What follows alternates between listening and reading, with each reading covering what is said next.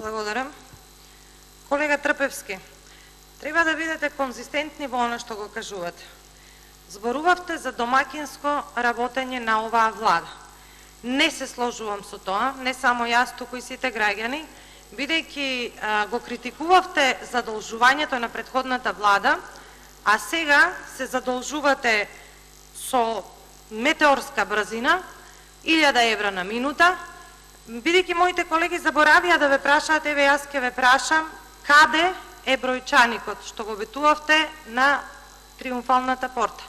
Или сега треба да поставите еден од онаа влада и еден за оваа влада што се задолжува. Јас сум убедена дека на овој начин домакински како што работите, многу ќе ја поминете бројката на задолжување од претходната влада.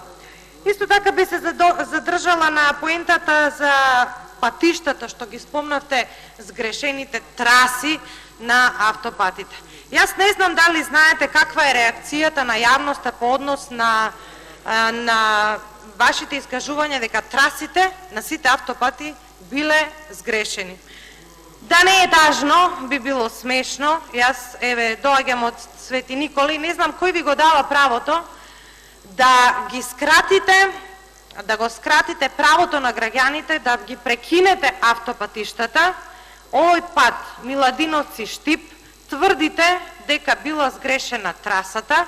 Јас не знам, веќе време е да прекинете да зборувате во обланда, во завиена форма, бидејќи сте веќе власт, треба политички да се однесувате зрело, треба со име и со презиме точно да кажете кој професор од градежниот факултет ги сгрешил трасите. Значи не може така да зборуваме веќе паушално. Вие сте власт, вие треба да ги продолжите. 70% патот Миладиновци-Штип е веќе изграден.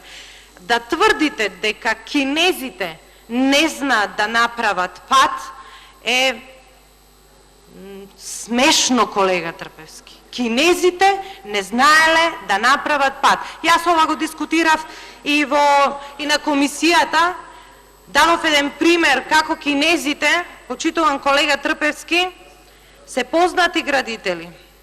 Кинезите го изградиле кинескиот зид, кој што единствено се гледа од месечината и сега не можат да изградат пат од Свети Николе, Штип и Скопје, пат од 50 километри. Вие, дојде СДС да тврди дека кинезите не знаат да прават пат.